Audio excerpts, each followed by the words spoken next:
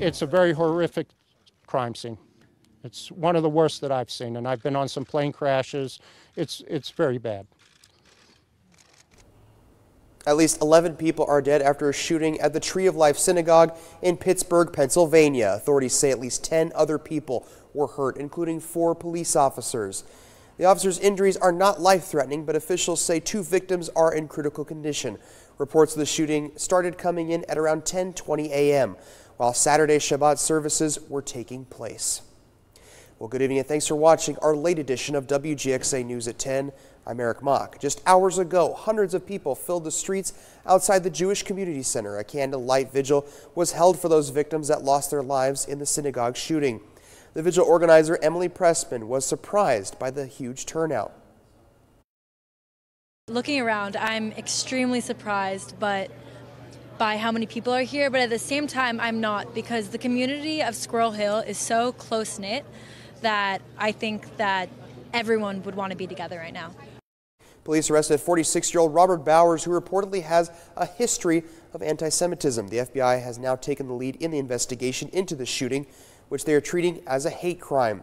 President Donald Trump condemned the shooting at that synagogue. Trump called the shooting, quote, a terrible, terrible thing. I think one thing we should do is we should stiffen up our laws in terms of the death penalty. When people do this, they should get the death penalty, and they shouldn't have to wait years and years. Now the lawyers will get involved, and everybody's going to get involved, and we'll be 10 years down the line. And I think they should stiffen up laws, and I think they should very much bring the death penalty into vogue. Anybody that does a thing like this to innocent people that are in temple or in church, we had so many incidents with churches, they should really suffer the ultimate price. They should pay the ultimate price. And 2 men robbed a Macon laundromat today. It happened at the Splash and Dash on Pinona Avenue at 11 a.m. Here's some pictures from a surveillance video. According to the Bibb County Sheriff's Office, 2 masked gunmen went into the building with weapons and demanded money. The suspects got away with cash and no one was injured. If anyone has any information about this robbery, call the Bibb County Sheriff's Office at 478-751-7500. Well, Hurricane Michael hit the mid-state more than 2 weeks ago, but some are still dealing with that aftermath. WGXA's Tiffany Thompson met up with a church in Cordele who says they're helping people keep food on their table. Tiffany, I hear you met some really inspirational little help. Eric, that's right. I met Braden Rogers, who tells me his family hasn't been in Cordele all that long, but they say it's their home. Now he tells me after everything that happened, he knew his family needed to help out. Devastation and damage. That's how many people are still describing what's left after Michael swept through the mid-state. But Pastor Max Rogers says Northern Heights Baptist Church is looking to make a difference. Well, you know, if we stay on our own and we each go after different agendas, it's just going to be chaos.